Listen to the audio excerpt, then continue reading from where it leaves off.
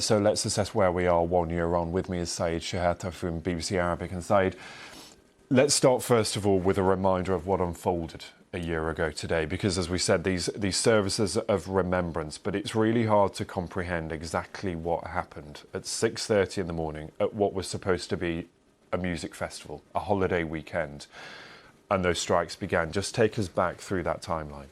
What happened was unexpected, was shocking, even with some testimonies of some female young soldiers in Nahal Oz military base was supposed to be protecting the borders and monitoring the activities of Hamas in Gaza.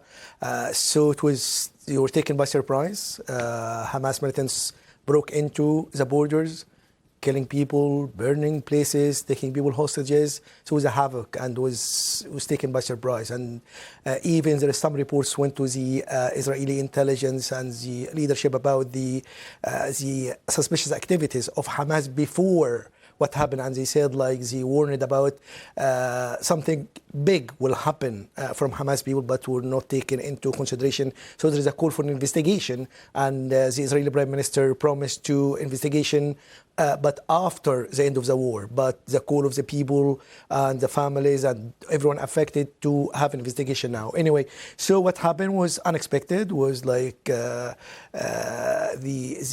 tragedy of people, and when people visit these places, the burning, the killing was unjustified.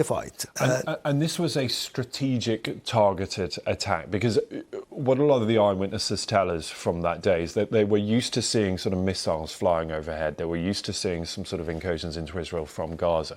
But this time it was very different, wasn't it? It was planned, it was coordinated, militants turned up, it was a shooting spree that took place over many hours. People were hiding in bushes, under cars. One eyewitness telling us she was under a tank just to hide. And yet they were targeted and forced to run and flee. This was a strategic, coordinated attack by Hamas into Israel, wasn't it?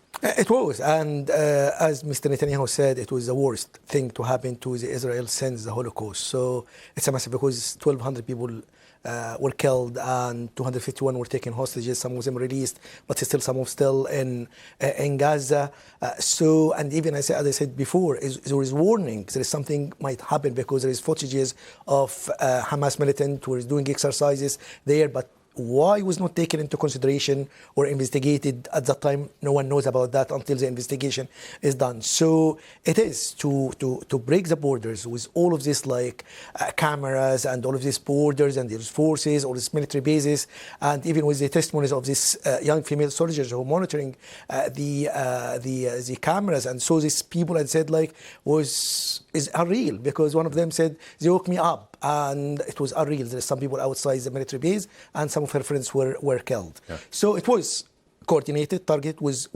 worked on for years, because it's not easy to break into the border with all of this kind of protection and all of this cameras and all of this, the Israeli superior power. Yeah. So it was unexpected, and it was planned very well by Hamas people, but also there was some relaxation from the Israeli side, according to testimonies of some young female soldiers in Nahal Oz military base. Stay with us, because I want to talk in a second about what happens next and what the implications are right now, 1 year on. But I just want to show people an interview we did a little earlier. This was